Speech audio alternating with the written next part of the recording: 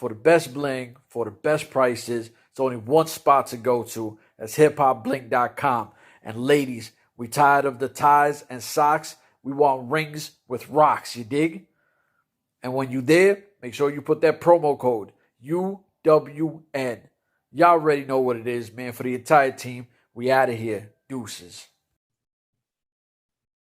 Hello, ladies and gentlemen, and welcome to the first edition of the Adrenaline Rush podcast, new to the UWN Urban Wrestling Network. My name is Michael Larkin, and I am so excited to be here as a part of the UWN. There's going to be a lot of great content focusing on the world of Impact Wrestling, something that I've been a fan of since the year of 2004 when TNA at the time, Total Nonstop Action Wrestling, was really coming into its forefront, parting away from the NWA TNA moniker, showcasing Impact in the summer of 2004, going from Fox Sports Net to Spike TV to Destination America to Pop TV and so on and so forth. Hell, there was a time when they were on their online website from around the 2005 period before they really got to that Spike TV deal. So as someone who's been a fan for a long time, it's great to be covering the product that is Impact Wrestling each and every Thursday on Access TV. Today, I'd like to talk to you about Victory Road, which featured the main event of Christian Cage and Ace Austin for the Impact World Heavyweight Championship. I got to say, first and foremost, for those who have not seen the whole entire show, go out of your way and see it. It is a solid card. When you think of the Victory Road pay-per-view, yes, there are some negatives to it. When you think back to 2011 and the whole Jeff Hardy Sting debacle where Jeff Hardy was not himself, he was doing some things, he was not on par, so to speak, and he was really in a bad place in his life. You think of the first Victory Road in 2004, which was main evented by Jeff Hardy and Jeff Jarrett, and then Kevin Nash and Scott Hall came in, the Jarrett Alliance. Everything incorporated with that event was the first ever 3-hour pay-per-view for TNA, Total Nonstop Action Wrestling at the time. Think back to 2009, which, my goodness, that poster with the beautiful people. Mwah! Oh. But also, I will say this, that also did feature Sharmell and Jenna Maraska, which, no bueno. But with this Victory Road pay-per-view, solid from top to bottom. We have a lot of new stars coming in. We have a lot of stars being up on the come-up and seeing a lot of great talent come into Impact Wrestling and just showcase their styles from the X Division, from the Tag Team Division, from the Knockouts Division, which I will incorporate in today's show, and so on and so forth. Now, the main event featured Christian Cage, like I mentioned, and Ace Austin for the Impact World Heavyweight Championship.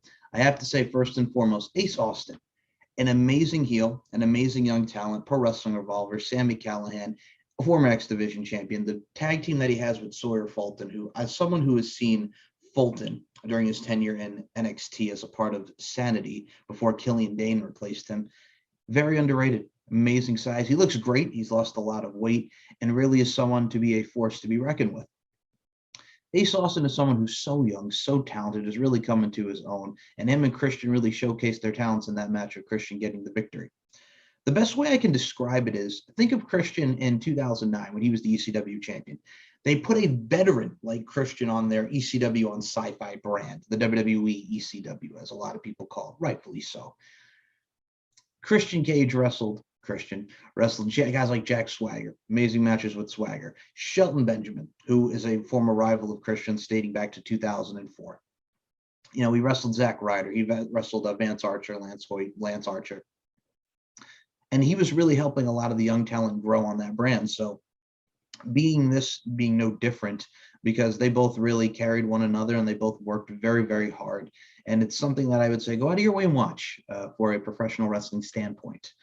The ending saw Josh Alexander come out and use option C. He wants to face Christian at Bound for Glory World Heavyweight title on the line. And I cannot wait because first and foremost, as someone who has seen the walking weapon Josh Alexander from his tenure in Canada with Border City Wrestling, with Destiny Wrestling, with Smash Wrestling, anything in Canada. I mean, Canada is a haven, is a territory. It's one of the hot spots for professional wrestling.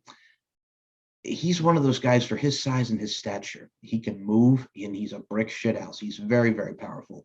Loved him and Ethan Page in the North, and I think him and Christian are going to tear it down when it comes to Bound for Glory. It's one of those things where, again, it's Christian working with the young talent. It's Christian helping the young talent, and it's Christian just going out of his way to show why he can outwork everybody. So that is something for a lot of people to really tune into. If you are sleeping on Impact Wrestling in that front, and again, like every professional wrestling professional wrestling company and organization should be. It's bringing up the young talent. It's working with these young talent. It's veterans. It's young talents on the come up, and it's all a collective unit of growth. So I look forward to seeing what Christian and Josh Alexander do at Impact, Bound for Glory. Another thing that really made the airwaves, the news, if you will, was Tommy Dreamer, who is now suspended for his comments on Dark Side of the Ring. Now, I know Tommy Dreamer has issued an apology, and I will say this, man. Now, when the plane ride from hell happened, that was in mid-2002. They were on the UK tour. They went to Germany. They went to England. They went to Scotland. And it all culminated in their Insurrection pay-per-view from 2002, which featured matches such as the Hardy Boys against a young upcomer by the name of Brock Lesnar and Shawn Stasiak, Triple H versus The Undertaker, and so on and so forth. The pay-per-view itself is not bad, but yeah, it was, that whole event, that incident that happened on the way there. I mean, they documented on Dark Side of the Ring, not to give away a lot of spoilers, but it really showcases just, you feel bad for the poor flight attendant that was on that flight. My goodness, Ric Flair with him exposing himself, forcing himself onto the flight attendant. And the Tommy Dreamer comments pretty much like, oh, if you're offended, everybody gets offended now. And you know what? This is what the boys do. It's a gag. And I'm like, what he's doing is pretty much justifying sexual abuse. And that's not cool. And yes, I know this was 19 years ago, but sexual abuse in any way towards a woman, and as someone who was raised by a great woman, that being my mother, and has a lot of respect, love, and admiration for women, that's not cool. That's not cool at all. And Impact did the right thing. And like I mentioned, Tommy Dreamer did apologize, but it's like, I want Tommy Dreamer to realize this. Tommy, as we all know, he's married to Beulah McGillicuddy, ECW original, ECW legend. For everybody who's not seen Beulah, go watch that match with Bill Alfonso back in the day from the original ECW. It's a bloodbath on Bill Alfonso, the proverbial crimson mask. The best way I can say this to Tommy Dreamer is, Tommy, you have two beautiful daughters. How would you feel if that was your daughter being in that flight attendant's position? How would you feel if that was your daughters? That's the thing that he doesn't take into account. So it's an overall sad situation. Impact did what they needed to do, and rightfully so. And it's just like, I say this to people, be better as people, be better as individuals, respect one another, and know your boundaries. And on that note, I'll move up to my final topic, that being knockouts, knockdown. Now, they're going to be doing a memorial to Daphne, which God rest her soul, from her tenure in WCW, her tenure in TNA, her and Taylor Wilde, the female Monsters Ball match. My goodness, what a match that was. Thumbtacks and just overall brutality and plunder. It's one of those things where she was such a amazing talent, and she was someone who was so young and someone who was dealing with a lot of issues. And I got to say, mental health is real, as someone who has dealt with their issues in their own right. Again, it goes back to being kind to one another and just really stay united, not divided, as a forefront. And if you need the help, get the help. If you're struggling, if you are having a difficulty, if you are wrestling with this thing that we call life, I will say this, that suicide is not the answer. Unfortunately, we see that a lot in today's day and age. It has happened a lot in the professional wrestling circuit. Just, again, be kind to one another, respect one another, and really just know that you are loved and you are worth it, because there's a lot of men, women, and even young men and women who are taking their lives and not realizing that they have so much untapped potential that needs to be filled, and they don't realize their worth because of their surroundings, and they feel like they need to be justified by someone's opinion that really does not matter. But poor woman was going through her issues. That poor woman unfortunately took her life, and I hope she knows how much she is loved and how much she is respected. So rest in peace to Daphne. There's going to be a memorial for her with Knockouts Knockdown. We have Mercedes Martinez being a part of the event. As someone who's been a fan of Mercedes Martinez since her independent work, she's been on the indies for almost 20 years. And to see her finally, when she got signed to WWE, she did the Mae Young Classics. And just having her be on the NXT roster, man, she's an asset. She's a veteran. She can help a lot of the young talent. This is also going into Impact as well. It was sad to see her go, like, for real, from NXT. It's just, and WWE, like, you put her in retaliation for a brief time in Retribution. Did not work. Just they put her back on NXT and had her absolutely just be a brick shithouse and being the monster that she was from a powerful stature and standpoint. Excuse me. It's one of those things where now she can go back to doing what she's doing. I believe she's facing Deonna Purrazzo for the Knockouts Championship. I believe I did see at the WrestlePro pay-per-view. WrestlePro event, excuse me. But it's one of those things where you have a veteran, you have someone who's so talented in her, and she's going to be an asset, whatever female locker room that she's in. I know she's done a lot of work in Shimmer. She's done some work in Rise. Prominent female talents, and that's where you got to give people like Dave Prazak, who's the owner of Shimmer and a former Ring of Honor commentator, the love and respect that he deserves for bringing all these women to the forefront that you see in various wrestling promotions and organizations. So Mercedes Martinez is going to be a part of it. I think Knockouts and Knockdowns is going to be an amazing event, and that's something I look forward to checking out and discussing on this platform. The other thing I will mention, rightfully so, it was announced that Awesome Kong will be going into the Impact Wrestling Hall of Fame. For what this woman has done for professional wrestling, for female wrestling, is absolutely amazing. You know, forget the Karma run in WWE, and unfortunately it had to be it was cut short because she was, pregnant, which again, real life, it happens. And I hope that, she has nothing but love and happiness when it comes to family and just in general, because stuff like that is very precious. And it's something that really makes this thing that we call life beautiful. So her career was cut short there.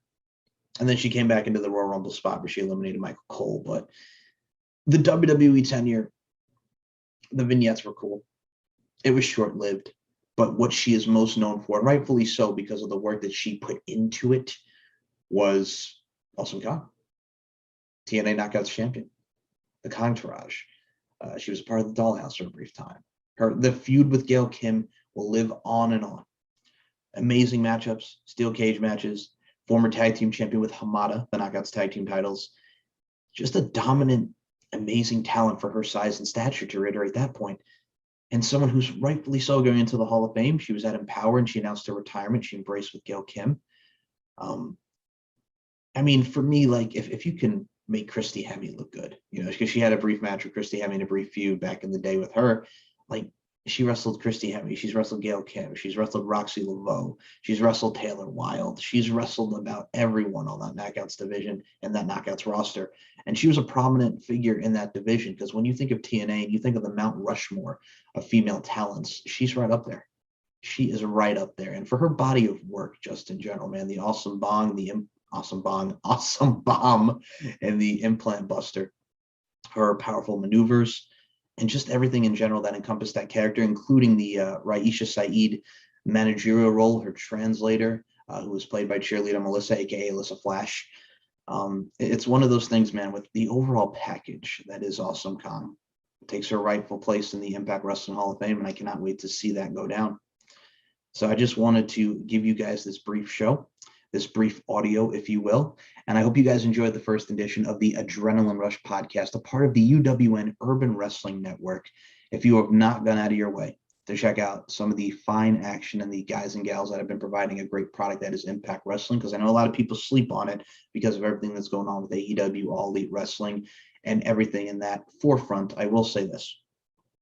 As professional wrestling fans, we like to debate and we like to go at people for their fan bases and what they like and what they don't like, because everybody has to get an argument. Everybody's got to have an opinion, even though opinions are like assholes. Everybody has one. Just enjoy professional wrestling. It is a good time to be a professional wrestling fan. It's a good time to be a Impact fan, WWE, AEW, Ring of Honor, New Japan, whatever you, MLW, whatever you enjoy, just enjoy it. It's professional wrestling. It's what we all love. We're on the same team here. We all love professional wrestling. So with Impact Wrestling, I look forward to doing some reviews, maybe do some nostalgia and showcase some of the older events and really provide a nice little timeline of the history that is TNA, Total Nonstop Action Wrestling, Impact Wrestling, and everything that has gone on within the company for almost 20 years now. Impact will be 20 years old next year. How crazy is that? Oh my goodness. But that will conclude the first edition of the Adrenaline Rush podcast. My name is Mike Larkin. Thank you guys so much for listening, and check out the Urban Wrestling Network on Facebook, Twitter, Instagram, YouTube, wherever you get your social media platforms, and wherever you listen to the Urban Wrestling Network. For myself, Mr. Michael Larkin, I will talk to you in the next episode. Thank you all so much. and have a great day.